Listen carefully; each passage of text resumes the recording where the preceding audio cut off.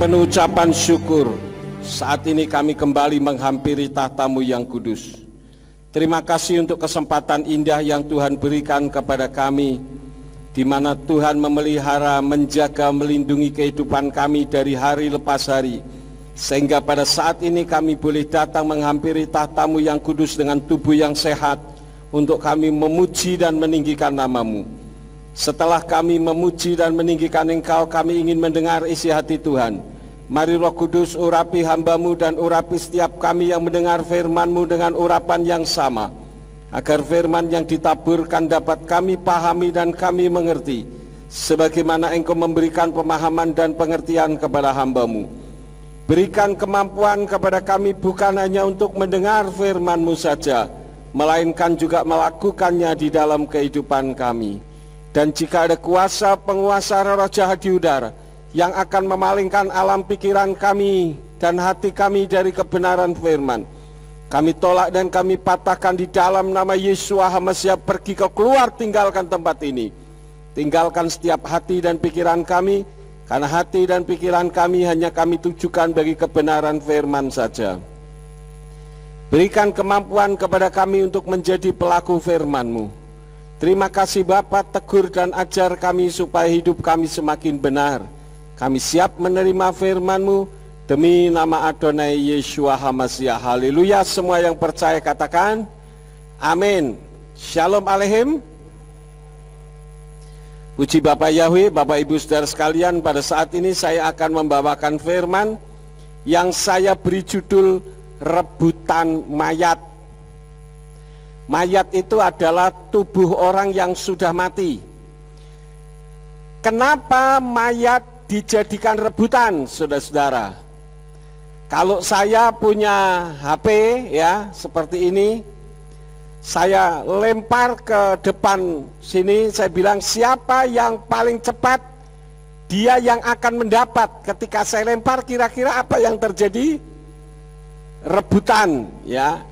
Kenapa? Karena ini berharga. Tapi beda halnya kalau saya punya kulit pisang. Saya bilang, saudara, saya akan lempar kulit pisang ini, siapa yang cepat dia akan dapat. Saya lempar, kira-kira ada yang rebutan enggak? Enggak akan ya. Karena buat apa kulit pisang, saya punya di rumah banyak gitu. Tapi kalau HP buat rebutan. Nah, mayat itu pun dipakai untuk rebutan, saudara-saudara. Kenapa? Karena ternyata mayat itu berharga. Dulu ya, ketika saya masih kuliah di Jakarta, saya punya teman seseorang yang kuliah di Fakultas Kedokteran. Teman saya itu cerita kepada saya zaman itu ya, zaman itu tahun 78. Saya kuliah di Jakarta.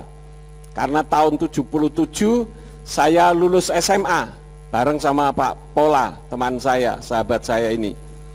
Tahun 78 saya kuliah di Jakarta, dan teman saya yang sekolah di Fakultas Kedokteran katakan, Pak Yakub, mayat orang yang mati itu harganya 5 juta.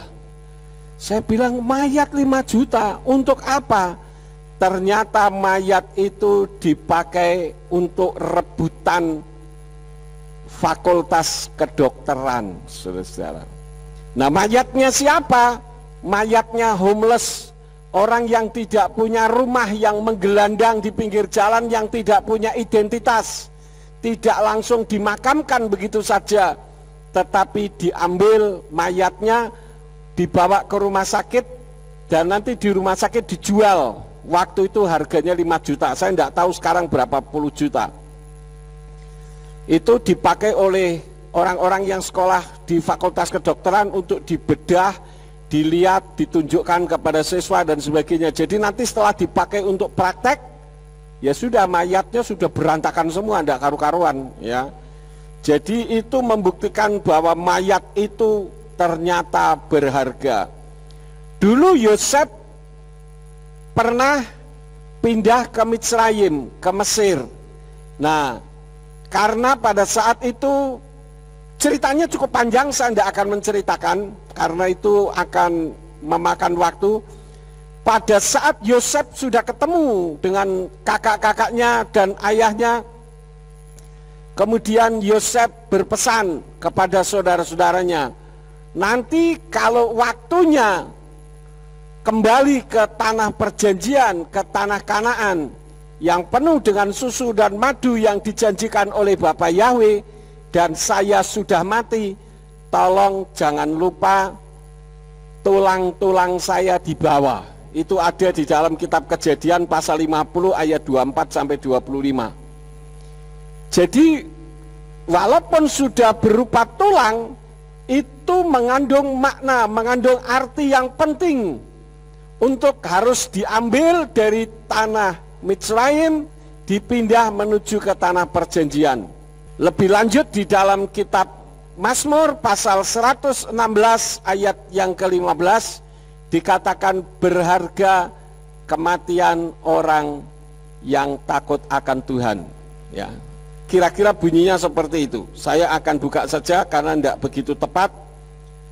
Mazmur 116 ayat yang ke-15. Berharga di mata Yahweh kematian atas orang-orang kudusnya.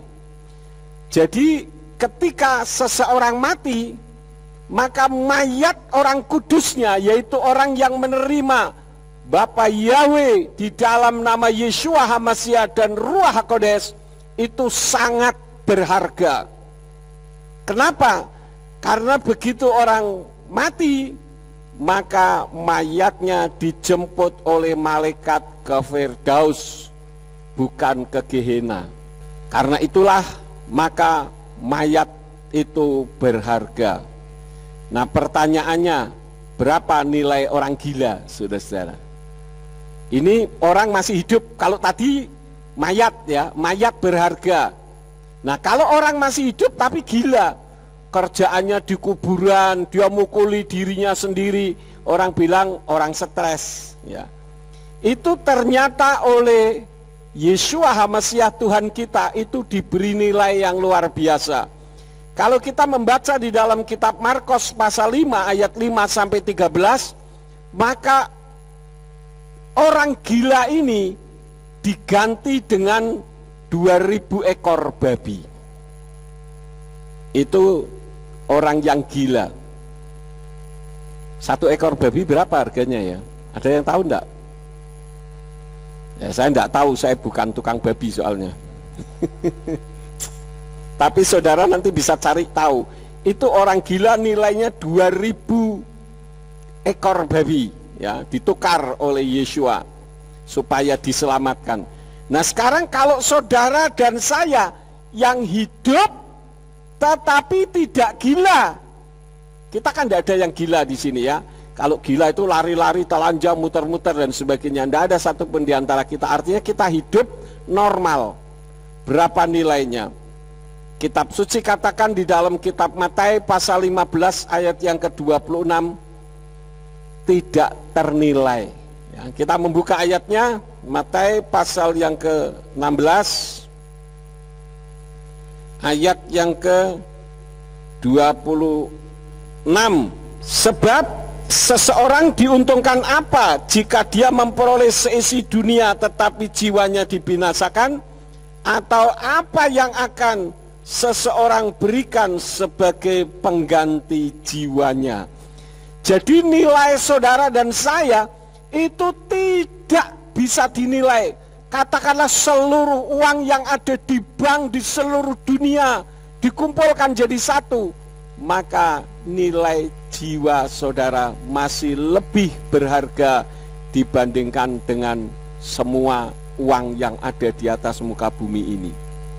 Itulah hebatnya Tuhan kita, ya. Tetapi jangan kemudian Tuhan sudah memberikan nilai kepada kita tidak terbatas, tetapi justru kita yang menilai sangat amat terbatas. Saya senang Pak Pola kalau nulis WA itu ada unlimited, ya, ada kata unlimited, itu tidak terhingga. Jadi memang kita ini tidak bisa dinilai, bukan tidak punya nilai, tapi tidak bisa dinilai. Oleh karena itulah maka kita yang hidup tidak bisa dinilai, orang gila nilainya 2000 ekor babi, orang yang mati ternyata mayatnya masih berharga. Maka dari itu kita melihat di dalam kitab suci, mari kita membuka di dalam kitab Yehuda atau Yudas, pasal yang ke-1, karena hanya satu pasal, ayat yang ke-9. Di sana dikatakan, namun ketika Mikael penghulu malaikat berselisih sambil bersitegang dengan si jahat mengenai mayat Mose, dia tidak berani menimpakan penghakiman dengan hujatan. Sebaliknya dia berkata, kiranya Yahweh menghardik engkau. Jadi Mose ketika mati pada usia 120 tahun, mayatnya dipakai untuk rebutan antara malaikat Mikael. Malaikat Mikael ini adalah malaikat perangnya Tuhan dengan si jahat, yaitu Hillel bin Zakhar, yang selama ini oleh umat Nasrani dikenal dengan Lucifer atau penghulu Satan. Nah, yang menjadi pertanyaan, untuk apa mayat Mose kok dipakai untuk rebutan antara setan dengan malaikat, saudara-saudara? Kalau menurut saudara karena apa? Kita melihat kalau ada tokoh spiritual mati kemudian dimakamkan, biasanya makamnya untuk apa, saudara-saudara?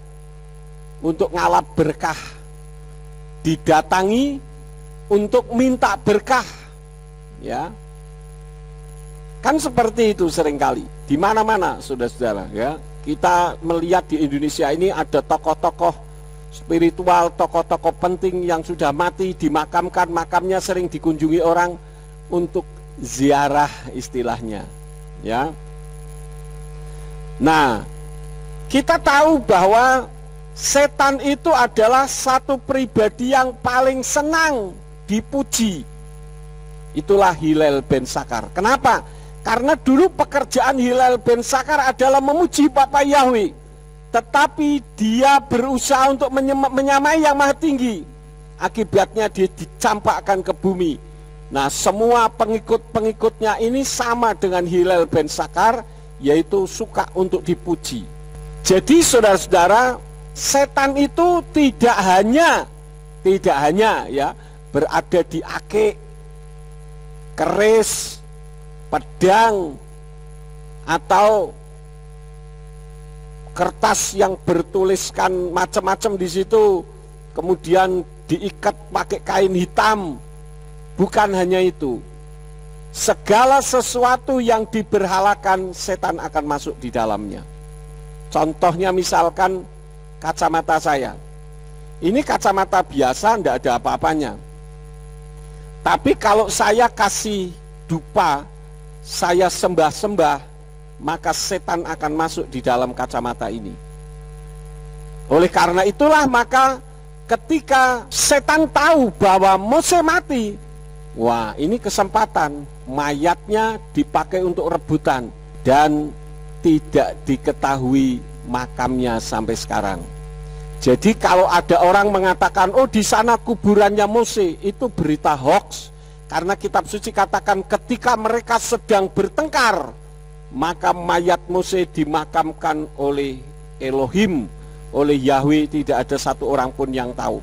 Maka sampai sekarang orang tidak bisa menemukan makamnya Mose, tidak ada yang tahu. Jadi Bapak Ibu Saudara sekalian, ini adalah motivasi Satan kenapa dia rebutan mayatnya Mose. Nah, zaman sekarang apakah ada mayat yang dipakai untuk rebutan? Saya katakan ada, tapi bukan untuk rebutan mayatnya siapa yang memiliki. Tetapi dalam sebuah keluarga juga ada yang rebutan mayat dalam hal untuk memakamkan, karena anggapan yang keliru. Orang menyangka bahwa keselamatan itu juga ditentukan oleh upacara kematian atau upacara pemakaman, sehingga ada yang terjadi rebutan memakamkan karena dalam keluarga ada 3 atau 4 agama yang dianut. Dulu pernah ada seseorang yang ngomong sama saya, dia bilang, Pak Yakub, tolong dibantu keluarga kami untuk ngomong, supaya yang meninggal ini kan anak buah Bapak. Tolong diperjuangkan supaya upacara kematiannya Bapak yang melayani. Lalu saya bilang, loh kenapa emangnya? Ini si A minta dilayani dengan sesuai agamanya, si B sesuai dengan agamanya. Saya bilang, sudahlah, tidak usah dipermasalahkan hal yang seperti itu. Karena upacara kematian itu tidak akan mengubah seseorang yang sudah mati, apakah dia masuk ke Firdaus atau ke Gehenna. Yang menentukan adalah iman orang tersebut. Ketika orang itu beriman dengan baik, maka orang itu akan dijemput oleh malaikat menuju ke Firdaus. Jadi Bapak Ibu Saudara sekalian, kejadian-kejadian seperti ini tidak perlu harus terjadi kita rebutan untuk memakamkan. Karena itu saya katakan, kalau saudara mau melayani, layanilah ketika masih hidup. Karena itu saya katakan, kalau ada di antara kita, saudara toleh kanan, toleh kiri, hari ini tidak kelihatan, sore juga tidak ada, minggu depan toleh kanan, toleh kiri, teman saya ini kok juga tidak ada, sore juga tidak ada. Coba saudara kunjungi. Kalau saudara tidak bisa mengunjungi secara fisik, kunjungi secara virtual menggunakan WA atau kasih salam sapa. Siapa tahu sakit dan membutuhkan dukungan doa. Ya. Jadi jangan kita membiarkan begitu saja, saudara-saudara. Kenapa? Ingat, nyawa seseorang itu nilainya sangat tinggi di hadapan Tuhan. Sangat tinggi. Nah, bagaimana firman mengajar soal masalah mayat itu? Mari kita membuka di dalam kitab Injil Lukas pasal yang ke-16. Kitab Injil Lukas pasal yang ke-16 ayat 19 sampai ayat yang ke-31. Cukup panjang ceritanya. Saya akan baca, perhatikan kitab suci saudara. Dan ada seseorang yang kaya. Dia selalu mengenakan jubah ungu dan kain linen indah sambil bersenang-senang setiap hari dengan nikmatnya.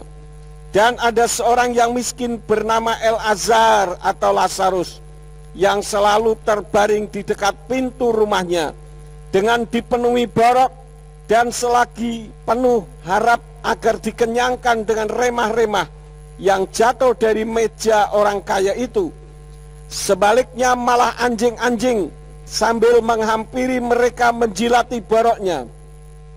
Dan terjadilah bahwa orang miskin itu meninggal, dan dia dibawa oleh para malaikat ke pangkuan Abraham, dan orang kaya itu juga meninggal dan dikuburkan. Dari ayat ini saja kita sudah tahu, ketika seseorang mati maka dibawa oleh malaikat, saudara-saudara. Dan di alam maut, ketika mengangkat matanya, sementara berada dalam siksaan, dari jauh dia melihat Abraham dan Elazar di pangkuannya. Dan sambil berteriak dia berkata, Bapa Abraham, berilah aku kemurahan, dan suruhlah Elazar agar dia mencelupkan ujung jarinya ke dalam air dan menyejukkan lidahku, sebab aku sangat menderita dalam nyala api ini. Namun Abraham berkata, Nak, ingatlah bahwa engkau telah menerima hal-hal baikmu dalam hidupmu, sedangkan Elazar hal-hal yang buruk. Dan sekarang ini dia dihibur, sedangkan engkau menderita. Dan di samping semua hal ini, di antara kami dan kamu terbentang jurang yang besar, sehingga mereka yang ingin menyeberang dari sini kepada kamu tidak dapat menyeberang, dan mereka yang dari sana pun tidak dapat menyeberang kepada kami. Dan dia berkata, jika demikian aku mohon kepadamu, Bapak, kiranya engkau mengutus dia ke rumah ayahku, sebab aku mempunyai 5 orang saudara, supaya dia bersaksi kepada mereka, sehingga mereka pun tidak masuk ke dalam tempat siksaan ini. Abraham menjawab kepadanya, Mereka mempunyai Mose dan para nabi, biarlah mereka mendengarkannya. Namun dia berkata, tidak Bapak Abraham, sebaliknya jika ada seseorang dari antara yang mati pergi kepada mereka, mereka akan bertobat. Dan dia berkata kepadanya, apabila mereka tidak mendengarkan Mose dan para nabi, mereka tidak pula akan diyakinkan bila mana seseorang dapat bangkit dari antara orang mati.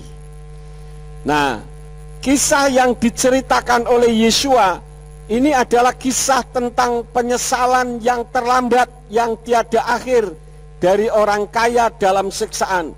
Sementara El-Azhar atau Lazarus yang saat di bumi susah mendapatkan kebahagiaan. Dan ayat ini pula yang seringkali disalahartikan oleh pendeta-pendeta kuno. Dulu waktu ada seminar di Gunung Salak, saya diminta untuk menjadi pembicara. Saya bilang begini, saya bacakan ayat ini, kemudian saya mengatakan, siapa di antara saudara yang mau miskin di bumi tapi kaya di sorga? Ada yang angkat tangan, saudara-saudara. Ada yang angkat tangan. Saya bilang, Bapak mau miskin di bumi? Ya tapi kaya di sorga, Pak. Ya itu sudah kena pengaruh pengajaran lama. Sampai-sampai ada lagu Pantekosta kuno. Lagunya, biar saya miskin di sini tapi kaya di sorga. Nyanyinya sambil nangis-nangis terisak-isak, kasihan sekali saudara-saudara. Karena itu dulu pernah saya mendengarkan cerita ada seorang pendeta saking miskinnya kulit pisang pun digoreng. Sangat menyedihkan sekali. Karena itu orang tidak mau kaya. Semakin miskin berarti semakin rohani. Saya bilang, siapa yang mau hidup miskin di bumi tapi kaya di sorga? Kalau saya tidak mau. Apalagi ayat yang dipakai, Pak, kitab suci katakan lebih mudah tali besar, sesuai dengan terjemahan yang benar. Kalau terjemahan yang umum lebih mudah seekor unta masuk melalui lubang jarum. Lebih mudah tali besar masuk lubang jarum daripada orang kaya masuk surga. Loh Pak, orang kaya susah masuk surga. Jadi saya tidak mau kaya. Kenapa? El-Azhar itu loh Pak, ketika hidup di bumi susah, tapi dia di pangkuan Bapak Abraham. Saya bilang, oh iya memang benar sih, orang miskin itu ada di pangkuan Bapak Abraham. Kalau saya tidak mau jadi El-Azharnya, saya mau jadi Bapak Abrahamnya. Bapak Abraham itu ketika hidup di bumi kaya raya loh saudara-saudara. Tapi dia mati masuk surga. Tapi jangan seperti iklan kaos, muda foya-foya, tua kaya raya, mati masuk surga. Waduh, ini penyesatan mengerikan saudara-saudara. Ya, jangan, itu penyesatan saudara-saudara. Nah, dari ayat-ayat yang saya baca tadi, maka kita tahu bahwa keselamatan itu ternyata tidak dipengaruhi oleh banyak sedikitnya yang layat atau siapa yang melayat. Biasanya kalau orang yang kaya, yang layat sedikit atau banyak? Banyak kalau orang kaya, tapi kalau orang miskin sedikit. Saya pernah beberapa tahun yang lalu diminta untuk memakamkan jenazah seseorang yang sudah meninggal, tapi yang layat hanya keluarganya saja. Padahal bukan karena ada pandemi COVID-19, bukan. Kenapa? Karena keluarga ini keluarga miskin, saudara-saudara. Jadi kita harus menyadari bahwa banyak sedikitnya yang layat atau siapa yang melayat itu tidak mempengaruhi orang yang mati. Jadi kalau kebetulan ada di antara keluarga kita meninggal kemudian yang layat sedikit, apalagi zaman COVID seperti ini, jangan kecil hati. Karena itu tidak menentukan masuk surga atau nerakanya seseorang. Kalau selebritis yang layat banyak melimpah ruah, pejabat-pejabat tinggi, tapi itu semua tidak menentukan.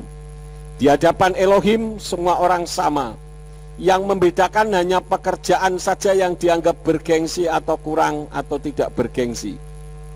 Saya sebagai gembala sidang di tempat ini adalah sebagai top leader, pemimpin tertinggi. Kemudian ada orang yang pekerjaannya ngepel gereja, membersihkan WC, ngoseh kamar mandi. Itu semua di hadapan Tuhan sama, saudara-saudara. Walaupun saya menjadi orang pemimpin tertinggi, kalau hidup saya tidak benar, sementara orang yang hidupnya pas-pasan mau melayani pekerjaan Tuhan, ngoseh kamar mandi dan sebagainya, hidupnya benar. Ketika rapture terjadi, Yesua datang untuk yang kedua kali, orang itu diangkat, saya ditinggal. Jadi di hadapan Tuhan itu tidak ada pekerjaan bergengsi atau tidak. Yang Tuhan lihat adalah iman yang ada di dalam diri kita. Jadi itu hal yang pertama. Keselamatan tidak dipengaruhi oleh banyak sedikitnya yang layak atau siapa yang melayat. Yang kedua, dimakamkan di mana? Sekarang ini di Jakarta ada makam orang-orang kaya yang nilai tanahnya sampai ratusan juta per meter persegi. Tempat untuk pemakamannya itu luar biasa indahnya, saudara-saudara. Dan dijaga, artinya tidak semua orang bisa masuk di sana. Saya pernah diajak teman saya memakamkan seseorang, yaitu jemaat yang dipercayakan kepadanya di Los Angeles. Tempat pemakamannya itu seperti taman yang indah, saudara-saudara. Jadi tidak seperti di Indonesia ini ada pohon-pohon kamboja yang kalau dilihat mengerikan begitu. Enggak, di sana indah sekali. Karena tidak ada tengok-tengoknya itu ya, tidak ada. Di sana itu hanya dikasih prasasti saja. Oh, ini orangnya di bawah sini. Oh, itu orangnya di situ. Jadi kalau dilihat dari jauh seperti taman yang indah. Itu juga tidak menentukan. Apalagi peti yang harganya ratusan juta terbelo. Kalau orang-orang Chinese itu ya, itu kayu jati yang tebal, yang gede. Itu dikerowoki, saudara-saudara. Bukan bukan dibuat tapi dilobangi sehingga tidak tembus. Itu nilainya mahal. Nah, saya bilang untuk apa sih sebetulnya hal seperti itu? Dulu waktu masih hidup tidak dihormati. Giliran sudah mati dikasih peti yang harganya mahal sampai ratusan juta. Tidak ada maknanya. Jangankan kok itu, saya bilang nanti jangan-jangan ada peti ber-AC supaya yang mati nyaman. Enggak ada itu, orang sudah mati mah enggak tahu apa-apa, saudara-saudara. Jadi itu hal yang kedua tidak mempengaruhi. Yang ketiga, berapa banyak korban untuk orang yang mati? Kalau kita di tanah Jawa biasa-biasa saja. Tapi coba kalau saudara pergi ke tanah Toraja, satu orang mati itu akan dikorbankan banyak kerbau. Apalagi kerbau yang bule, tidak ada tanda hitamnya sedikit pun, itu harganya tinggi sekali. Saya mendengar harganya bisa 500 juta lebih satunya. Maka kalau saudara melihat rumah orang Toraja itu kan ada tanduk-tanduk kerbau. Semakin banyak tanduk kerbaunya, semakin membuat prestis orang yang mati dan keluarganya. Itu sebetulnya hanya membuang uang sia-sia. Karena kitab suci yang kita yakini, ketika seseorang mati, dia mengembuskan nafas yang terakhir, maka malaikat yang sudah menjemput itu akan membawanya. Tergantung kemana? Ke Gehenna ketika dia hidup di bumi jahat, tidak menerima Yesua HaMasiah sebagai Tuhan dan Juru Selamat, atau dibawa ke Firdaus. Ini hal yang ketiga. Yang keempat, diapakan tubuhnya? Mau dimakamkan, mau dibakar, atau dibuang, atau di balon udara mungkin. Itu tidak mempengaruhi ya. Dulu waktu saya sakit, tangan saya untuk diangkat begini saja sudah tidak mampu karena darah saya sudah beracun. Oksigen ke otak sudah kurang karena ginjal saya berhenti dua-dua. di Singapura itu saya sudah berpikir mungkin saya tidak akan pulang. Karena itu saya berpesan waktu itu bersama dengan Bu Yakob, saya bilang kalau saya harus meninggal di sini, sudahlah pulang sendiri saja. Karena membawa mayat pulang dari Singapura itu ongkosnya sampai 150 juta, saudara-saudara. Kalau hanya untuk membawa pulang. Kemarinnya adik ipar saya meninggal di Israel, dibawa pulang itu sekitar 225 juta. 225 juta, saudara-saudara, sampai ke Magelang dan dimakamkan di Magelang. Itu pun menggunakan peti yang sederhana dan divakum sehingga dia bisa dibuka lagi. Karena kalau dibuka dia akan meledak. Jadi saudara-saudara, pada saat di Singapura itu saya pikir sudah berakhir hidup saya. Tapi saya berdoa kepada Bapa Yahweh di dalam nama Yeshua HaMashiach dan Ruach HaKodesh. Saya bilang, Tuhan, saya yakin seyakin-yakinnya, kalau Tuhan masih memberi kesempatan untuk saya dipakai Tuhan, saya yakin saya tidak akan mati. Saya sudah ceritakan kepada saudara. Akhirnya saya pulang dengan mukjizat. Saya belum makan satu pil pun dari dokter. Saya sudah diizinkan Tuhan sembuh dengan mukjizat. Saya bilang sama Bu Yakob, kalau saya mati udahlah, mau dibakar kayak di sini, mau di balon udara, mau dibawa ke planet mana, terserah, sudah tidak ada berguna lagi. Karena itu hanya mayat saja. Lalu bagaimana dengan orang-orang yang meninggal? Misalkan kalau orang naik kapal dari Indonesia ke Amerika, itu bisa memakan waktu sampai setengah bulan, saudara-saudara.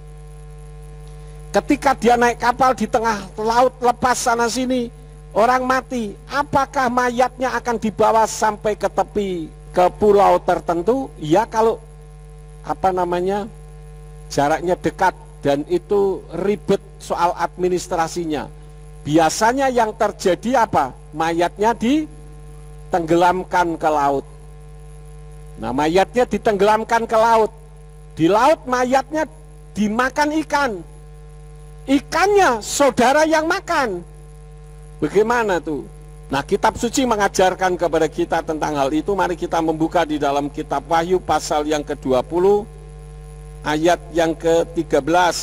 Di sana dikatakan, dan laut menyerahkan mereka yang mati dari dalamnya, dan maut serta alam maut menyerahkan mereka yang mati dari dalamnya, dan mereka masing-masing dihakimi sesuai dengan perbuatan-perbuatan mereka. Ketika Yeshua HaMashiach datang kembali untuk yang kedua kali dan terjadi rapture atau pengangkatan orang-orang beriman, maka laut akan menyerahkan orang-orang mati di dalamnya. Maut, yaitu api, juga akan menyerahkannya. Dulu ketika saya baru-baru di Ambarawa, saya 1 minggu atau setengah bulan sekali pulang tengok Bu Yakob dan anak-anak di Comal, karena waktu itu mereka belum datang ke Ambarawa. Pada saat saya pulang di Comal, saya mendapat telepon dari anak buah saya di gereja lama mengatakan begini, Pak, si A meninggal. Ya sudah, dilayani dong. Enggak, Pak, dia minta dikremasi. Ya layani. Enggak, Pak, itu dikremasi enggak boleh. Kitab suci kan mengajarkan orang mati tidak boleh dibakar. Semua orang mati itu dikutuk Tuhan kalau dibakar. Bilang layani saja. Akhirnya saya pulang ke Ambarawa dan saya yang melayani di krematorium. Dulu pemahaman saya sama dengan mereka. Orang yang mati dibakar itu adalah orang yang dikutuk Tuhan. Dan memang benar itu yang terjadi di dalam kitab suci. Seperti kejadian orang-orang Sodom dan Gomora, Atma dan Zeboim. Mereka dibakar menggunakan api dari sorga oleh Bapa Yahweh karena mereka memberontak kepada Tuhan. Dan akhirnya mereka binasa. Saya bilang formatnya beda. Kalau dulu orang hidup, memberontak, dibakar, dan mati. Kalau sekarang orang hidup, mati, dan dibakar. Dia tidak memberontak. Saya bilang kalau misalkan ada satu keluarga beragama lain, yang berkeyakinan kalau orang mati itu dibakar. Nah, suami istri ini punya anak kecil. Anak kecil ini setia beribadah di sekolah minggu. Kemudian anak ini sakit dan meninggal.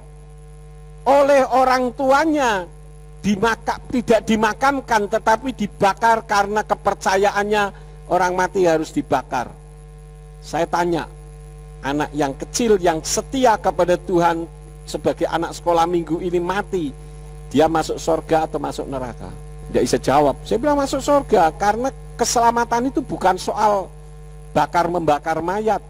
Mayat itu mau dicacah, mau dijadikan bakso kayak, mau diapain sudah tidak mempengaruhi sama sekali.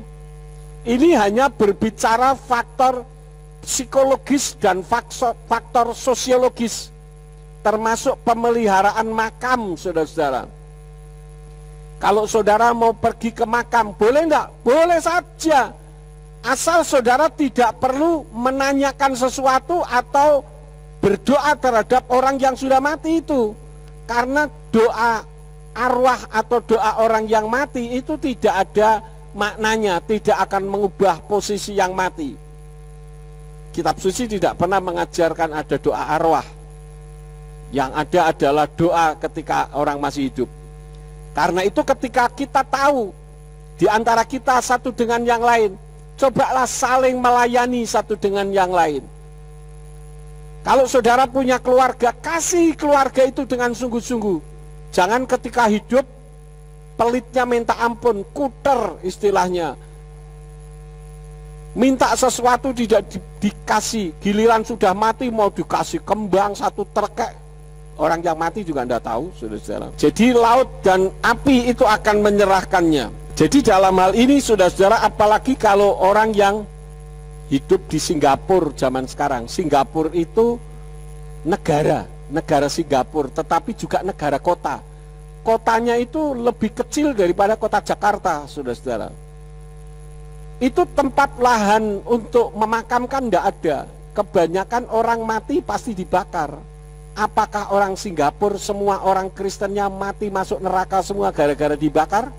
Tidak, saudara-saudara. Keselamatan itu karena faktor iman yang benar di hadapan Elohim. Itu hal yang keempat.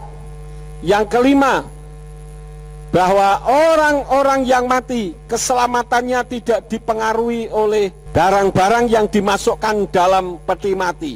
Ya, tadi pagi saya sudah ceritakan. Dulu pernah ada satu keluarga di Ambarawa. Waktu itu Simeon masih kecil, seusia Alvaro begitu. Waktu itu, saudara-saudara, saya melayat orang yang mati. Kebetulan pada saat itu orang yang mati sedang tangannya dibegitukan, dimasukin Alkitab di situ. Saya bilang, kok orang mati dikasih Alkitab untuk apa ya? Ya untuk dibaca nanti di sana. Saya bilang, belum bacanya bagaimana? Petinya kan ditutup, gelap. Sedangkan dulu waktu hidup juga tidak pernah baca Alkitab, apalagi sudah mati. Yang lebih ngeri lagi yang mati pakai kacamata, kacamatanya dikasih peng, dikasih silang begitu. Apakah kalau membaca nanti mayatnya pindah sedikit gitu? Tidak mungkin, saudara-saudara. Waktu itu Simeon ngomong sama saya, Dad, itu ada odol, ada sikat, ada jongkat, apa sisir ya. Tapi kok tidak dikasih air, Dad? Wah, saya berpikir benar juga ya. Ini semua kan sia-sia, saudara-saudara. Tidak mungkin mayatnya berhenti sebentar sikat gigi dulu. Kan tidak mungkin, saudara-saudara. Saya bilang tolong dikeluarkan. Wah, pengurus yayasan sosial waktu itu sempat marah sama saya. Bapak kok ngowai adat? Katanya. Loh, saya bukan ngowai adat, tapi kan kita pikir secara logika, Pak. Bagaimana orang mati bisa membaca kitab suci, sedangkan ketika hidup saja mungkin jarang baca kitab suci. Ya tapi ini sudah kebiasaan. Saya ngomong sama keluarganya, tolong dong kamu yang punya hak untuk yang mayat ini, kamu ngomong, kalau menurut agama yang kamu anut itu tidak boleh pakai itu. Akhirnya diambil semua, saudara. Ya kalau pakaian-pakaian sih untuk ganjel orang yang mati, it's okay lah, supaya jangan miring sana miring sini, nanti giliran dimakamkan kepalanya sudah miring ke kanan miring ke kiri. atau mungkin teringat terus misalkan, ya sebaiknya sih nggak perlu disertakan, pakaian-pakaian diberikan kepada orang lain yang tentu saja yang tidak dikenal. Jangan diberikan orang yang dikenal, yang deket-deket, nanti ketika dipakai ingat lagi, oh itu dulu istri saya yang pakai itu. Bukan seperti itu, saudara-saudara. Jadi itu semua tidak menentukan orang itu bahagia atau tidak di alam sana. Kemudian gereja atau agama apa yang melayani, karena itu layanilah ketika masih hidup. Pelayanan kematian hanya sebagai sarana untuk pemberitaan kebenaran dan penghiburan bagi keluarga yang tidak mengubah posisi yang sudah almarhum atau almarhumah, bahkan menimbulkan banyak biaya. Ya. Hal yang ketujuh, berapa hari didoakan setelah meninggal. Ini juga karena tradisi. Ada orang yang setelah meninggal 3 hari berturut-turut didoakan terus-menerus, biston keluarga. Nanti setelah 3 hari, seminggu. Setelah seminggu berapa hari lagi saja? 1 bulan. Setelah 1 bulan 40 hari. Setelah 40 hari 100 hari. Setelah 100 hari 1 tahun. Setelah 1 tahun, wah nggak tahulah, pikir sendiri. Itu semua buang-buang biaya. Apakah kalau saudara memanggil orang, saudara datang, ini adalah hari yang ke-40 si A meninggal saudara saya, silakan datang, ya saudara datang sudah menyanyi, memuji Tuhan, udah tenggorokannya udah kering semuanya. Begitu sudah selesai mendengar firman, Bapak Ibu terima kasih saudara sudah hadir, selamat pulang, Tuhan memberkati. Apakah cukup seperti itu? Jangan-jangan yang pulang, enak aja ngomong, ini tenggorokan gua sakit semua nih, nggak dikasih apa-apa, nggak dikasih minum, ya kan? Ya paling nggak kan keluar biaya. Saya katakan daripada mengeluarkan biaya seperti berikan untuk gereja, bukan untuk saya pribadi. No, saya sudah dipelihara Tuhan untuk pekerjaan Tuhan. Jadi itu semua tidak membawa pengubahan posisi. Ya, contohnya kita membuka di dalam kitab Galatia. Galatia pasal yang keempat, ayat 8 sampai ayat yang ke-11. Namun memang pada waktu itu ketika belum mengenal Elohim, kamu telah menghambakan diri kepada hal-hal yang pada hakikatnya bukan dari yang ilahi.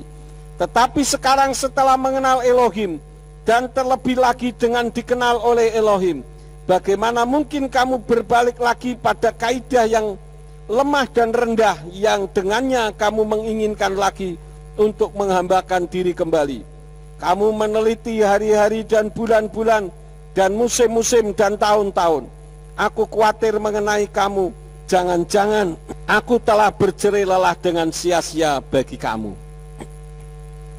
Coba saudara, hari-hari yang kita lakukan untuk orang yang sudah mati itu tidak ada gunanya. Ketentuan keselamatan hanya sampai pada saat mati itu mengakhiri pertandingan yang baik.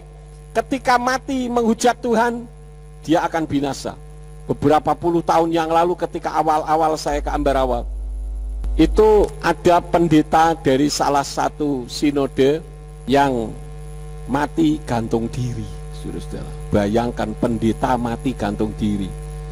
Kenapa saya baca di koran? Kasusnya adalah dia dituduh mencuri uang gereja, dan dia tidak tahan untuk menghadapi serangan dari jemaatnya yang menyerang dia.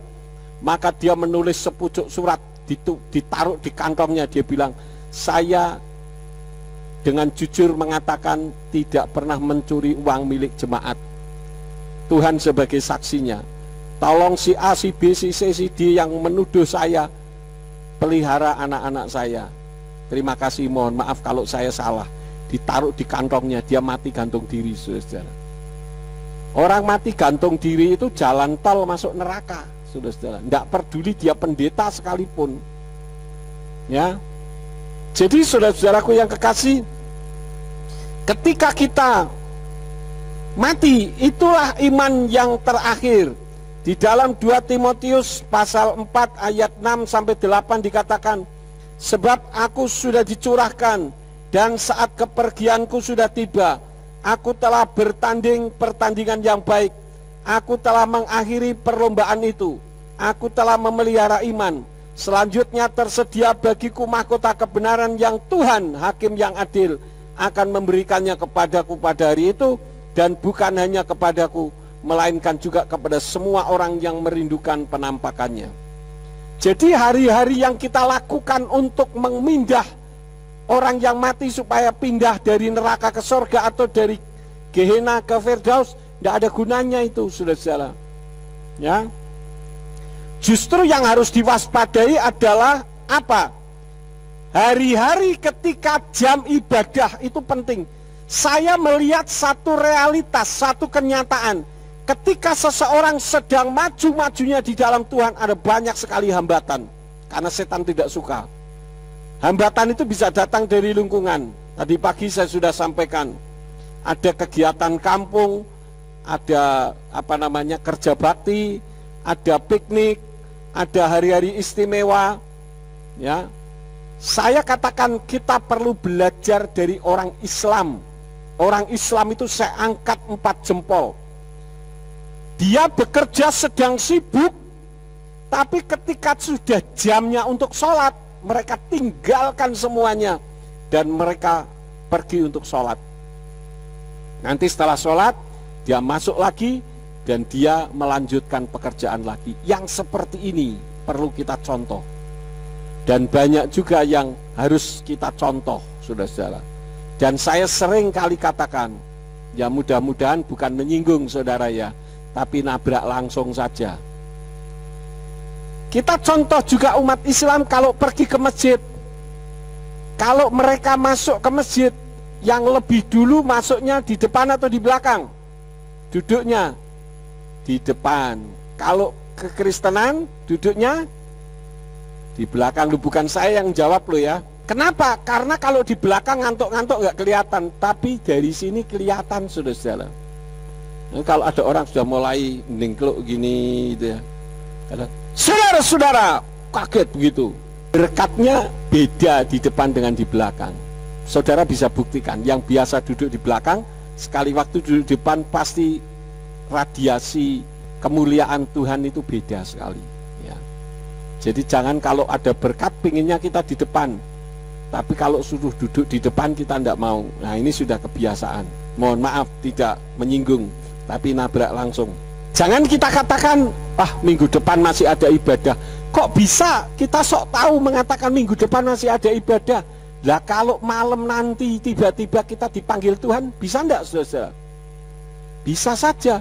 Saya tidak tahu kapan saya mati. Saudara tahu kapan saudara mati? Kalau kita tahu kita mau mati, enak saudara. Tanggal sekian, jam sekian kita mau mati. Wah, kita enak-enak saja. Nanti giliran 5 menit sebelum mati, mandi cepet-cepet. Begitu sudah siapkan peti, kita nyemprot sana, codot, langsung tiduran di dalam peti. 5, 4, 3, 2, 1, klek. Enak banget, saudara-saudara. Ya, enggak ada, saudara-saudara. Kemudian yang ke-8 adalah tata cara ibadah. Ya, tata cara ibadah itu tidak menentukan. Ada orang yang fanatisme, ibadah harus modelnya begitu, harus model begitu. No. Ya, di GPF orang mau ibadah silakan, mau menghadap kanan, menghadap kiri, menghadap Yerusalem, mau menghadap ke Amerika, kayak mau menghadap kemana silahkan saja, asal jangan menghadap ke atas. Sakit leher. Kita lihat di dalam kitab Injil Lukas pasal 18. Lukas 18 ayat 10 sampai yang ke-14. Ada 2 orang naik ke bait suci untuk berdoa.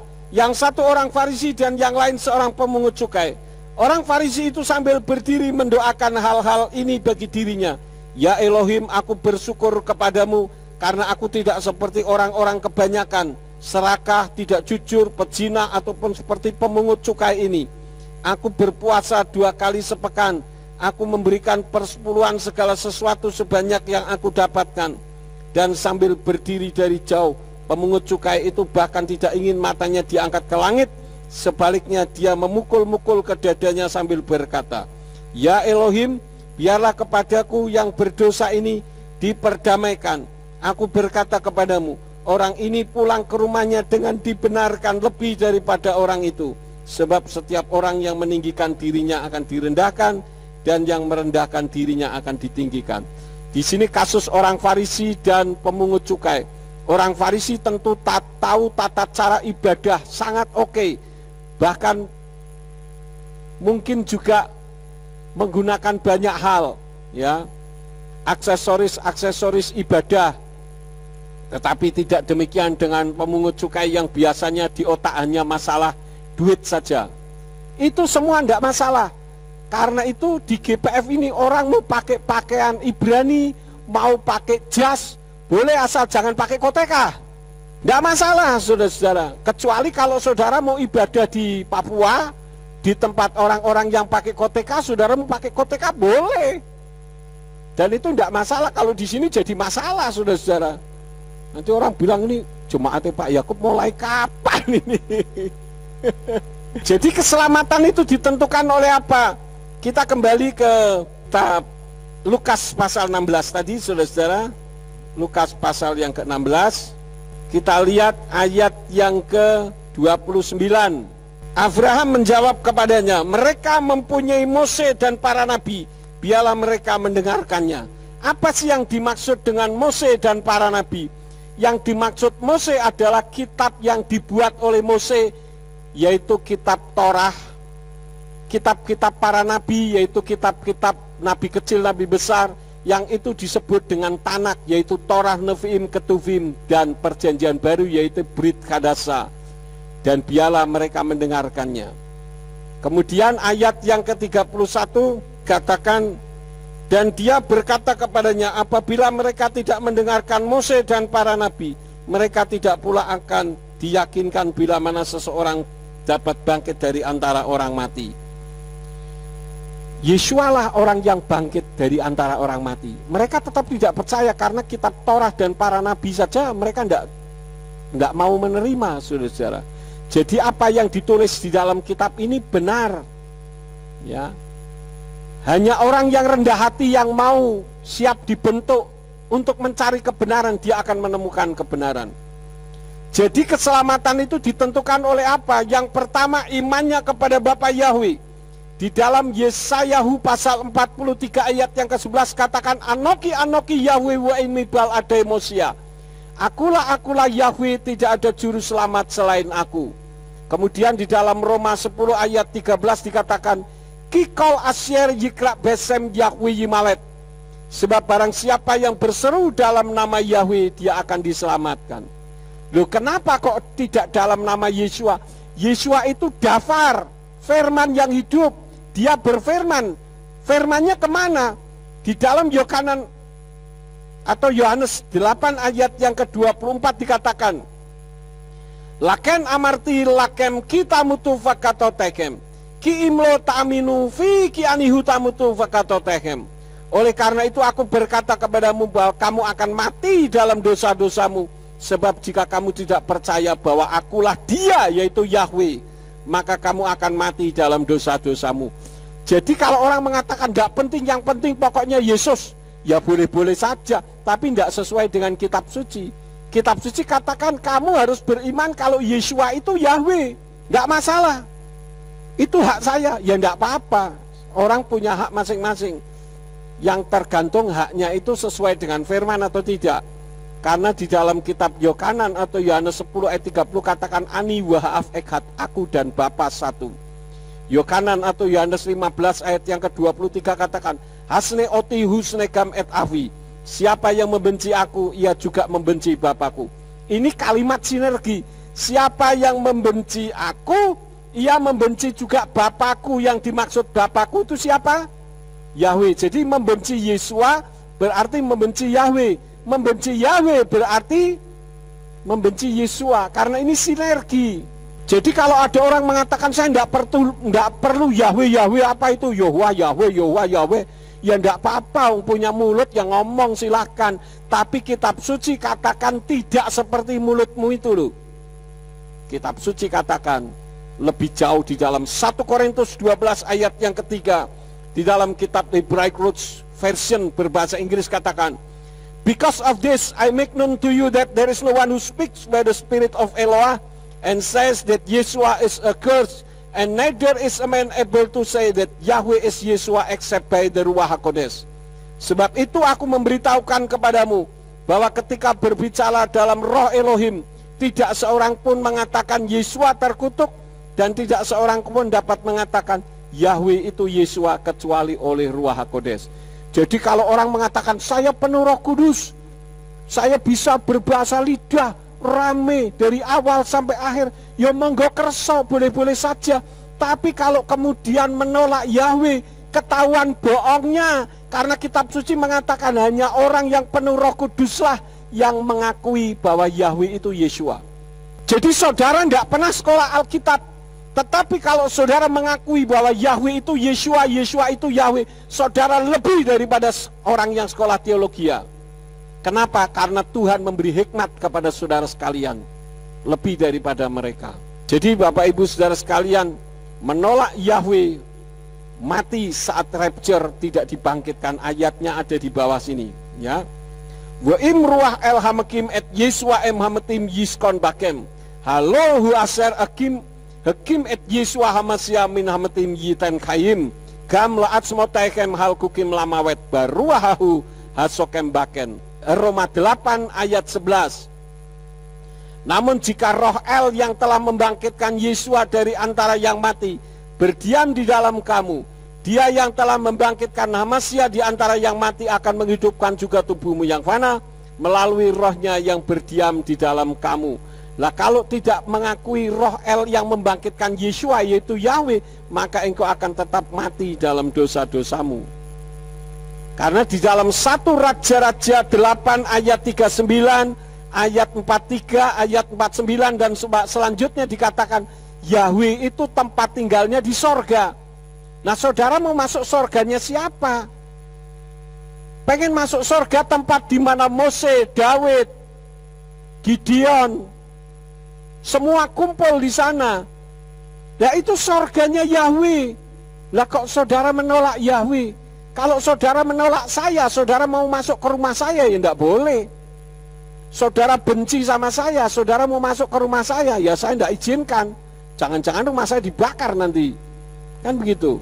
Jadi kalau menolak Yahweh, ya tentu enggak akan masuk sorga. Kok Pak Yakub bisa mengatakan begitu? Lah kitab suci mengatakan yang punya sorga Yahweh kok menolak Yahweh. Yeshua saja mengajar doa Bapa kami, Bapa kami yang ada di sorga. Jadi Bapa itu tinggalnya di sorga. Bapa itu siapa? Dia adalah Yahweh, tinggalnya di sorga. Lah kok mau menolak Yahweh? Tapi orang Yahudi melarang menyebut nama Yahweh, Pak. Benar. Orang Yahudi melarang menyebut Yahweh, tujuannya apa? Untuk supaya nama Yahweh itu tidak dipakai untuk permainan, untuk guyon. Artinya mereka sangat menghormati nama Yahweh.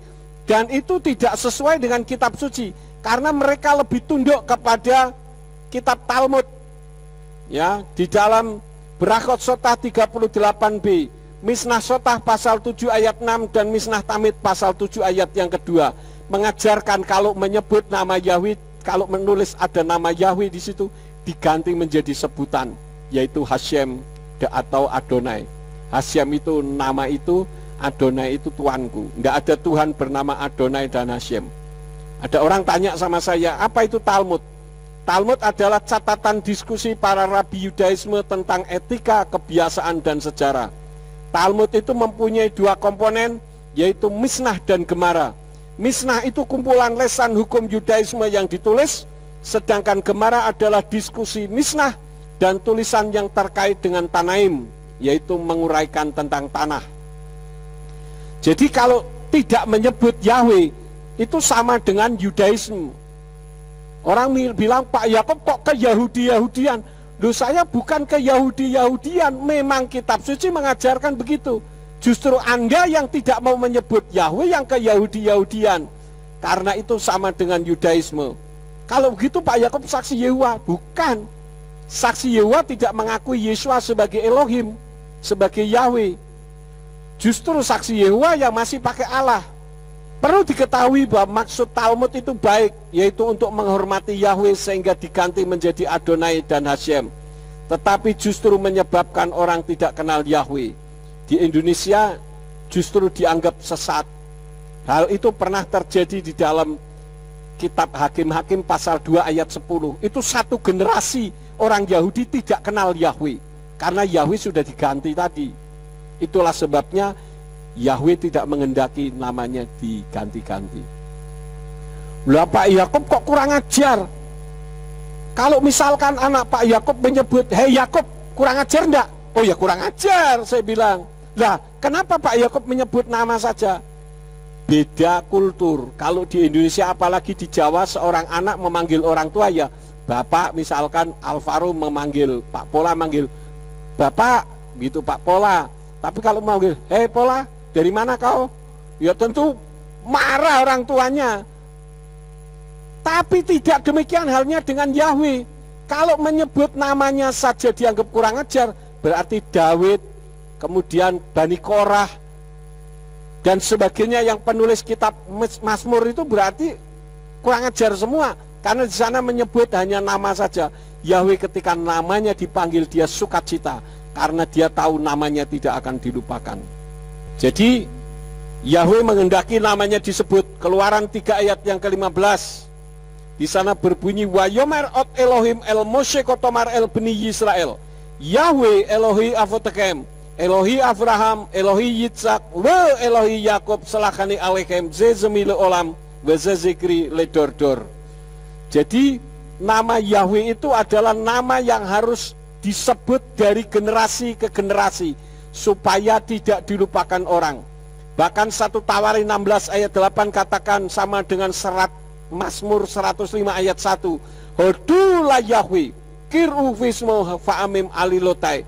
Panggillah namanya, bukan sebutannya. Kiru smo itu adalah memanggil namanya. Kalau kiru saja itu bacalah.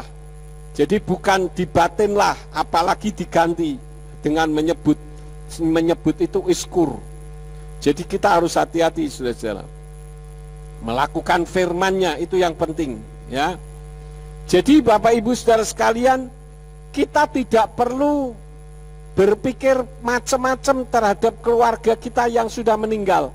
Maka dari itu saudara layani yang lain ketika sama-sama masih hidup. Kasihi dia dengan sungguh-sungguh, supaya ketika nanti sudah meninggal kita sudah melayani dengan baik. Lalu ada orang mengatakan, itu kan melakukan Torah itu bukan zaman sekarang, itu perjanjian lama.